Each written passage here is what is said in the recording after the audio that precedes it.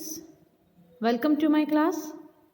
Guys, this is part 2 of the chapter I Want Something in a Cage, which has been taken from class 7th English.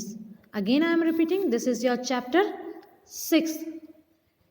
Guys, at the end of part 1, we came to know that this story is about Mr. Parcel, who had a pet shop, and in the part 1 we came to know about Mr. Parcel and his body posture, how he looked. Again I am repeating, he was a small man and he had red cheeks and a tight melon stomach, and he was a magnifying glass on his eyes. That is why he looked like an intelligent owl. So let's continue our segment here. Let's come to know what this part wants to tell us. Guys, here you can see that this is mister parcel. ये देखिए, यहाँ हम देखकर अंदाज़ा लगा सकते हैं कि ये मिस्टर पार्सल है. ये देखिए, इन्होंने अपनी आंखों में इतने बड़े बड़े ग्लासेस लगाए हुए हैं, और ये उनका पेट देखिए बच्चों. ये पेट बिल्कुल मेलन की तरह, तरबूज की तरह निकला हुआ है. और हम देख सकते हैं पीछे उनकी शॉप में कितने सारे ये केजेस रखे हुए हैं, और केजेस के अंदर तरह तरह के पेट्स, एनिमल्स एंड बर्ड्स यहाँ पर हैं. ये देखिए, यहाँ पर ये बिल्ली और ये पक्षी, ये जो बर्ड्स हैं, ये डॉग्स, ये monkey and these are some birds, ये अपनी शॉप में रखकर बेचते हैं. तो चलिए आगे देखते हैं कि यहाँ पर मिस्टर पार्सल के बारे में ये स्टोरी हमें क्या बताना चाहती है. Small feet scampered in frenetic circles, frightened, bewildered, blindly seeking. अब जैसा कि मैंने पहले बताया था कि मिस्टर पार्सल की शॉप में कुछ ना कुछ होता रहता था. फुसफुसाहट की आवाज़, कभी खड़खड़ाहट की आवाज़, कभी अचानक से उन पक्षियों के चीखने की चहचहाहट और चीख, और कभी अचानक तीखी तेज आवाज़ें. ये सारी चीज़ें उनकी शॉप पर लगी हुई होती थी. तो डरे हुए, उलझन में, अंधों की भांति कुछ खोजते हुए छोटी छोटी टांगों वाले जीव पागलों जैसे चक्कर काटते रहते थे. ये देखिए, ये पिंजरे के अंदर आप देख सकते हैं कि ये बर्ड्स और ये एनिमल्स किस तरीके से, इन्हें समझ में नहीं आता था कि इन्हें कब बेच दिया जाएगा, इन्हें कब खरीद लिया जाएगा. तो ये पिंजरे में एक जगह से दूसरी जगह राउंड लगाते रहते थे. Across the cell pulses this endless flicker of life. अलमारी के पार जीवन की धड़कन भी लगातार बनी रहती थी. But the customers who came in said, "Aren't they cute?" पर वह ग्राहक जो दुकान में और अपने हाथों को तेजी से रगड़ता था और जोर से सर हिला देता था. Look at that little cage, they are sweet. और उनसे जब पूछा जाता था कि ये देखो, ये पिंजरे की तरफ देखो, ये पक्षी क्या आपको सुंदर नहीं दिखाई दे रहे हैं, आपको कैसे दिखाई दे रहे हैं, तो क्या जवाब होता था? And mister parcel himself would smile and briskly rub his hands and empathetically shake his head.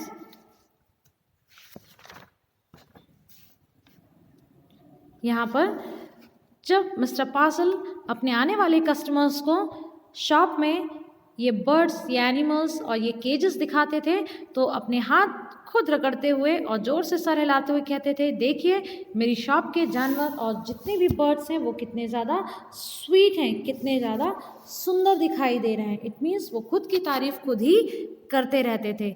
चलिए आगे देखते हैं बच्चों. Each morning when the routine of opening his shop was completed.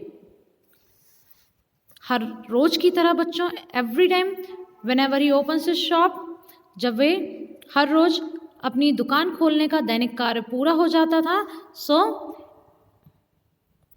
it was the proprietor's custom to perch on a high stool behind the counter, unfold his morning paper and digest the day's news. अब अपनी shop खोलने के बाद आराम से जब सारी चीज़ें वो व्यवस्थित कर देते थे तो वे क्या करते थे, तो मालिक का एक नियम था कि वे एक ऊंचे स्टूल पर बैठ जाएं और अपने ग्राहक पटल के पीछे अखबार खोल लें और दिन भर के जितने भी समाचार उस न्यूज़पेपर में दिए हुए हैं उन्हें आराम से बैठकर पढ़ लें।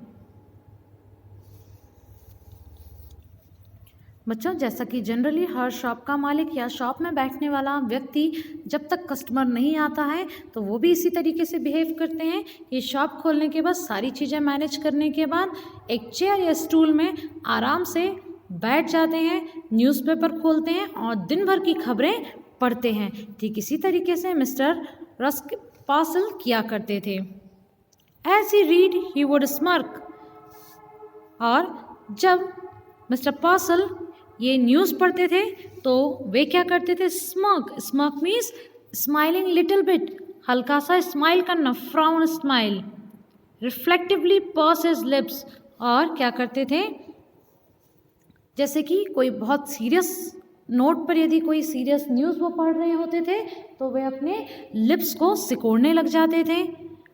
नोइंगली लिफ्ट हिज आईब्रोज, जानबूझकर वे अपनी आंखों को ऊपर उठाते थे।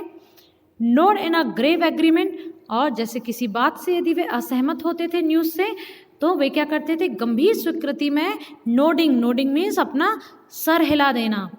ही read everything even advice to the lovelorn and the detail column of advertisement.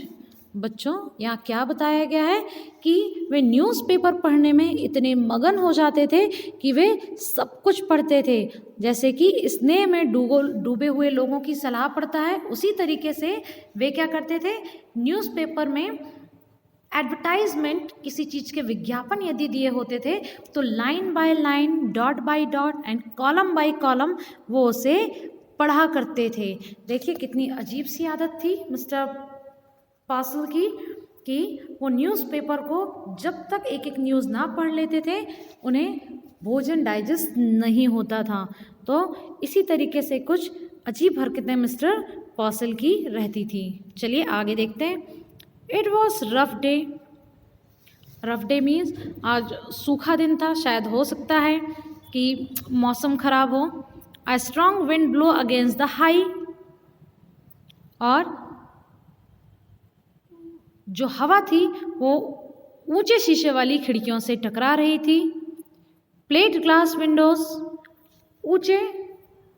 ऊंचाई पर जो विंडो लगी हुई थी उसके ग्लास हवा की वजह से आपस में टकराने लगे थे। स्मोक फिल्म द विंट्री सिटी, और क्या हुआ, जो धुआं था वो ठंड के कारण आकाश में फैला हुआ था। चलिए आगे देखते हैं। Air was grey with a thick Frost. अब जो धुआं या कोहरा कह लो वो ठंड के कारण आकाश में चारों तरफ ढका हुआ था। फ्रॉस्ट मैंने आपको पहले ही बताया बच्चों। Having completed his usual task, और रोज की तरह अपने दैनिक काम करने के बाद mister parcel again mounted on high stool. उन्होंने क्या किया, अपनी शॉप खोलने के बाद पूरी शॉप को साफ करने के बाद सारी चीज़ें व्यवस्थित करने के बाद वे स्टूल पर चढ़ गए and unfold his morning paper, और वे क्या करने लग गए, अपने समाचार पत्र को खोल करके बैठ गए। Unfold his morning paper. He adjusted his glasses, उन्होंने अपने ग्लासेस ठीक की, इट मीन्स उन्होंने अपने आँख के चश्मे को ठीक किया। And glanced at the day's headlines, और उन्होंने नज़र किस चीज़ के ऊपर डाली, उन्होंने नज़रें डाली कि न्यूज़पेपर की हेडलाइंस क्या कह रही थी। Chirping and squeaking and mewing vibrated all around him, और उनके चारों तरफ कैसी आवाज़ें आ रही थी बच्चों। Chirping means the sound of birds, पक्षियों के चहचहाने की। क्वैकिंग साउंड, क्वैकिंग जो बर्ड्स वहाँ पर रखे हुए थे उनके किकियाने की या चीखने की। एंड म्यू बिल्लियों के साउंड, वाइब्रेटिंग साउंड जो थे वो उन्हें सुनाई दे रहे थे। चारों तरफ उनकी शॉप में इस तरीके के आवाज़ें आती रहती थी। Yet Mr. Parcel heard it no more than he would have heard the monotonous ticking of a familiar clock. और फिर भी मिस्टर पर्सल को ये ध्वनियाँ उतनी ही महसूस हो रही थी जितनी कि उनकी घड़ी की टिक टिक की आवाज़। इट मीन्स मिस्टर पर्सल के लिए ये सारी चीज़ें बहुत कॉमन थी, बहुत छोटी सी बात थी, और वे इन आवाज़ों को लगभग इग्नोर करते हुए उन्हें किसके समान मानते थे? वे इस शोर को बिल्कुल इतना छोटा मानते थे जैसे कि घड़ी की टिक टिक की आवाज़ सुनाई देती थी। चलिए आगे देखते हैं। There was a bell over the door that jingled wherever a customer entered. अब दरवाजे पर एक घंटी लटकी हुई थी जो किसी भी ग्राहक के आने पर क्या होती थी? बज उठती थी। This morning, however, for the first time, Mr. Parcel could recall, it failed to ring. और शायद उस सुबह पहली बार ऐसा हुआ था जहाँ तक मिस्टर पर्सल को याद आया कि वो घंटी जो कस्टमर के आने पर बजती थी इस बार नहीं बजी। Simply he glanced up and there was a stranger.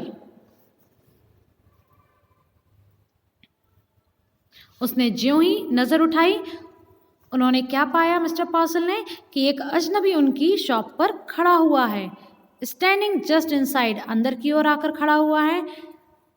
As if he had materialize out of thin air, और ऐसा लगा जैसे वह हवा से अंदर आ गया हो, जैसे कि कोई भूत हो या कोई प्रेतात्मा हो और जैसे उसका कोई शरीर ना हो, वो एक हवा के झोंके के रूप में उनकी शॉप पर आया था। The shopkeeper slid of his stool, दुकान के जो मालिक थे मिस्टर पर्सल ने, उन्होंने क्या किया? उन्होंने अपना स्टूल खिसकाया। From the first instance he knew instinctively unreasonable that the man hated him, but out of habit he rubbed his hands briskly together, smiled and nodded. अब पहले क्षण से उसे ऐसे आंतरिक अनुभूति, ऐसी फीलिंग हो रही थी मिस्टर पर्सल को कि ये जो ग्राहक है वे उससे घृणा करते हैं, और आदत के अनुसार उन्होंने अपने हाथ रगड़े और मुस्कुराते हुए अपना सर हिलाने लगे। Good morning, he beamed, what can I do for you. यहाँ पर मिस्टर पर्सल ने अपने स्टूल को हटा करके दूर किया, और पहली बार ऐसा कोई कस्टमर उनकी शॉप पर आया था जिसकी वजह से मिस्टर पर्सल थोड़ा सा अनईजी फील कर रहे थे। उसके बाद भी उन्होंने अपने स्टूल को सरकाते हुए, न्यूज़पेपर को बंद करते हुए वो उस कस्टमर के पास आए और उनसे पूछने लगे, mister how are you and how can I help you. बताइए श्रीमान, मैं आपकी क्या मदद कर सकता हूँ। So guys, this was your part 2. I hope you all your doubts would be clear after this explanation. Very soon we will come to know what the customer want to know or what the customer wanted from Mr. Parcel shop. Till then, keep waiting for the part 3. Thank you.